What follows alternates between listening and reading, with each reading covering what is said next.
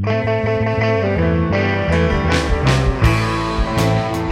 talking about FTR and the future under contract with Mr. Tony Khan.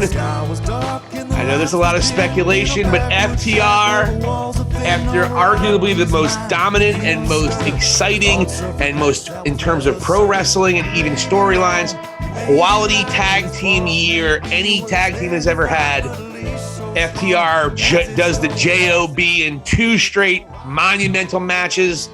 First to the current AEW World Tag Team Champions, The Acclaimed, and then I apologize, VLADI, we couldn't get you to watch that match.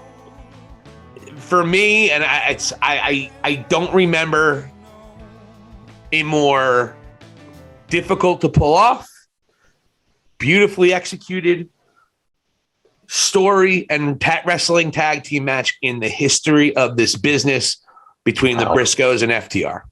That's how good that was. So it's like a masterpiece. It was, not only was it a masterpiece in terms of the stories that they were telling, which also included some of the stories that they told prior. It included an ability to do the very intricate spots you would see in a normal match, but with 2 different people chained to each other. So you have to deal with going in and out of the ring. It's very difficult going in and out of the ring and making sure you don't get tangled up and making sure the other guy doesn't get tangled up or making sure the other guy's opponent doesn't get tangled up. So you're not just a regular strap match is dangerous for that reason, but now you have to worry about 2 others and the brutality. The referee got color. It was a brutal match. It was a brutal match, but it had the elements of a great wrestling tag team match as well. A couple of just brilliant false finishes. There was a moment I actually thought that FTR might win, but it was very fleeting. And it was just a very similar to a Bret Hart Stone Cold moment where Dax Harwood, who actually did the JOB during this match against the Briscoes, he was in a kind of like a crossface with the chain, and he had the blood coming out while he was passing out. It was a total Stone Cold moment. And I think that was probably an ode as Cash is grabbing for him outside of the ring, but because he has the dog collar on from the other Briscoe. And it was just the spot after spot after spot, excitement after excitement. The match started hot, and wasn't much of a wrestling match, but it was a beautiful, beautiful thing. And FTR, what can you say? You guys have had banger after, not to quote Sheamus, banger after banger after banger after banger, but this is legit. and then the one thing I'll say about you is that when they first got in AEW, it was who was the best tag team, Bucks or FTR. People right now are asking who the best tag team is. Is it Bucks or the Briscoes, or is it Bucks and whoever and the other people? The Bucks match against FTR right now, might not even crack the top 5 that FTR had this year. That's incredible. And it's true. The Bucks got outgrown by FTR this year. The Bucks' momentum, even with the tag team, with an AEW tag team title reign, the Bucks. The Bucks need to regroup and get if they want their tag team legacy to mean anything, they better bring something to the table, because right now, not only did it look like that they held FTR down, and FTR is leaving the company with looking up at the lights because of a super kick, which is infuriating. But FTR outshined the Bucks in their own company on the independent scene where the Bucks made all their money. FTR did the dirty work, similar to Cody, and they are the best tag team on the planet, and they showed it this year. You are 100% right, man. I wouldn't even attempt to try to say that better myself. You hit all spots, man. And it was great to witness, because you and I witnessed this together, especially with this show. And you can just teach a clinic by showing people this amazing way of tag team wrestling that these guys have like pulled off.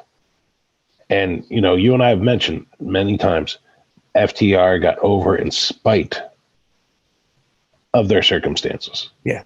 That's how good they are. It's recognizable immediately. Fans totally gravitate. And now, after all these dream sequences that you and I had in regard to them, all right, sort of slipping away from AEW. However, as I did point out to you, like on text, that they are one of 3 tag teams that are WWE Triple Crown winners between NXT title, the Raw and SmackDown tag team titles as well. Right? One of 3. And it just so happens the other 2 are still there. And that's some interesting stuff to work with. Plus other, namely the Usos, people to sort of mix into this. Mm-hmm. So I love, you know, you just were eloquent in regards to what they just did in their most recent past. I'm looking forward to their future. To have Triple H there overseeing this. And you know, and I hate to even get too far ahead of myself, but man, I would love to see them link up with either Cody or Randy Orton and just be like a good triad, like 3 badass guys together looking out after each other and just, you know, with that love of professional wrestling. It's so similar to the 4 Horsemen thing. You know, I'm always like, it's part of my childhood. I'm always looking for that. I know I'm never going to get it. However, I wouldn't mind seeing something similar that I could sort of relate to. And those 2 guys can do it. And yeah, but just, it was great to witness what we saw. And I really got to watch this dog collar match, man. Like from what you're describing, I'm totally sold. I might even just order it and just even watch that match if I have to. It was a dogfight. It was literally a dogfight. It was brutal, but they still had the element of double teaming. Like they would have a guy outside. It was just brilliant how they constructed the match. And then to construct the match and then to perform it and to do all they did with everyone strapped together. There was a lot of action on the outside of the ring. A ton of action on the outside of the ring. All exciting. And I don't love those no-hold-barred matches, but the spots that were fantastic. Just great job by Cash Wheeler, who was reversing a spot. I believe it was Jay Briscoe who's had to jump off and give him one of his finishers, or give Dax one of his finishers. He pushes up and he pushes him off onto a ton of chairs. I mean, these guys went all out. And FTR, look, I think FTR is the honor, and they were able to have that moment at the end of the night where all 4 men were raising up as the Briscoes saved FTR, because we couldn't have the match just be that, right? No, the Ass Boys jumped FTR after the match. I shit you not. I shit you not. So I'm assuming the Ass Boys are going to feud with FTR. And I don't think FTR puts them over. I think FTR will win that feud. And then FTR will face the Young Bucks at maybe Revolution or maybe a Dynamite. And then they're going to lose the 3rd match to the Young Bucks. And then the Young Bucks will always be able to say they were the best tag team ever. Wow. Talk about the indie guys becoming the big promoter guys, stuff with keeping the up-and-comers down, right? I don't know if that's going to happen, VLADI. That's certainly a theory we have. And that's going to piss a lot of people off. And it's actually going to make the Young Bucks look like big assholes. Completely. People are going to start thinking that they're full of shit and gross. Yeah, I mean, imagine the audacity of somebody like that. And check out VLADI, as he calls the Young Bucks gross and full of shit, on one of our most popular videos here on High Spots and Cheap Pops. Don't forget to hit the subscribe button. We love you guys.